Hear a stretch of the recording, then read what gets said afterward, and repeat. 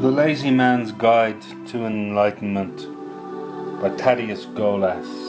Chapter 7 Time and Vibrations.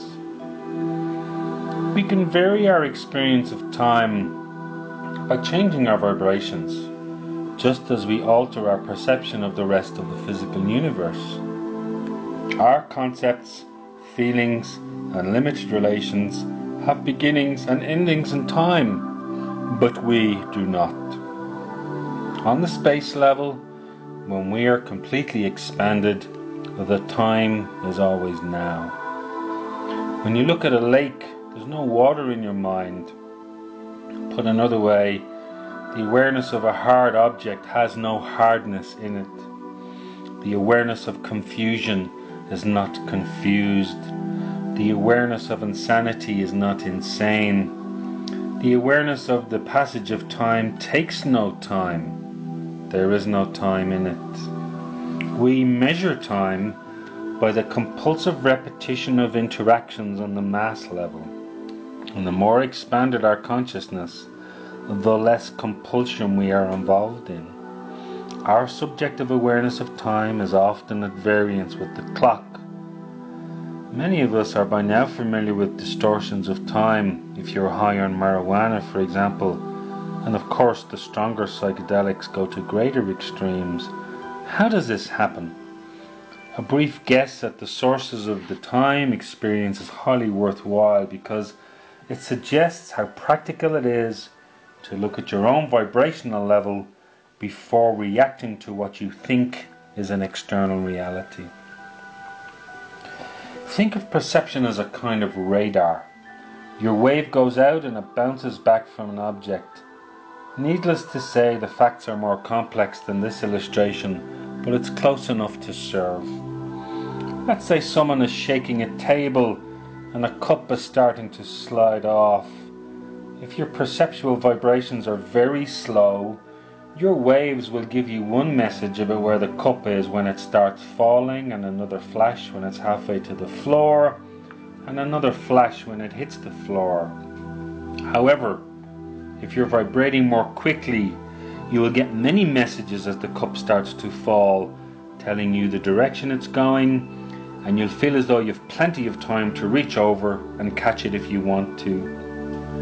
Note carefully that when your vibrations are slow, events seem to happen fast, and it's as if that they're happening too fast for you to control them, and you may therefore feel impelled to try that much harder to exercise control. You may try to establish habits of orderly behavior, and you may resent disorderly people. This is one origin of the power trip. You may try to get away from disturbing events by moving to the country or turning off your consciousness with hard drugs or liquor. But the faster you're vibrating and the more messages you get back from your environment, the slower events will appear to be happening, and the more you will feel in control. The more you love, the faster you vibrate, and the less need you feel you need to control anything. You are not fearful of change and variety. You experience everything deeper and slower and more lovingly.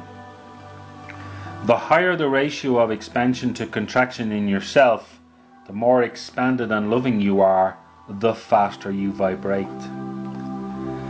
The secondary reality is useful in the sense that it will always give you a clear picture of your vibrational level.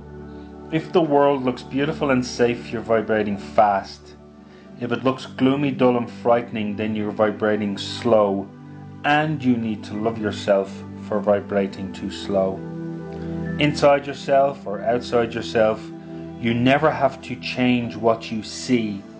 The only thing you have to change is the way that you see it. It's useless to try to escape any difficulty by contracting your consciousness. You will have to climb back up any hill that you roll down, and you'll have to do it sooner or later, in this lifetime or another, because our true nature is beyond time. Never pull your attention away from a scene impulsively because it looks ugly, unpleasant, or painful. Make a conscious decision The words are enough to love yourself for seeing it as revolting. If possible, keep your attention on it until it turns beautiful, or at least until you are indifferent to it. You don't have to go looking for bad scenes to test yourself or remind yourself of all that's wrong in the world. But once a scene manifests in your presence, become as aware of it as you fully can. Staying with it is important. You may hide in your room or leave the city, but you as an entity will be stuck on a low vibrational level of denial if you suddenly pull away. It will seem like the strangest of coincidences when, having withdrawn your attention sharply from one unpleasant scene, you keep running into others like it. That will baffle you, and it will keep happening until you come to the unpleasantness that you can tolerate or love, and your vibration level will go up. Look at it, love it, and then get away.